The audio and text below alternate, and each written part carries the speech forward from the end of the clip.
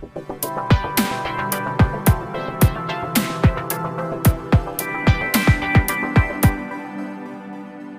शहरात आज सकाळी खळबळ उडवणारी घटना घडली आहे।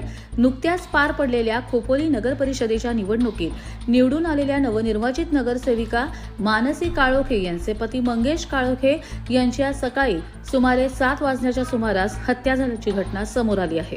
मिळालेल्या प्राथमिक माहितीनुसार मंगेश काळोखे हे आपल्या मुलाला शाळेत सोडून घरी परतत असताना खोपोलीतील विहारी परिसरात जया बार समोर त्यांच्यावर हल्ला झाला।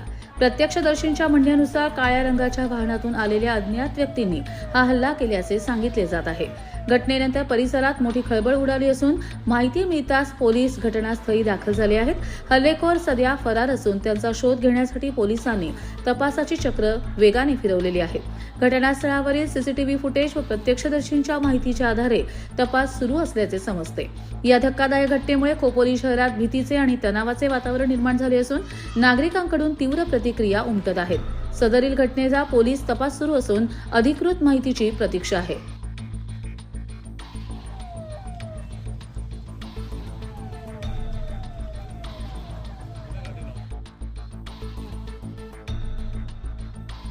कर्जत लाईव्हसाठी जतीन मोरे, खोपोली।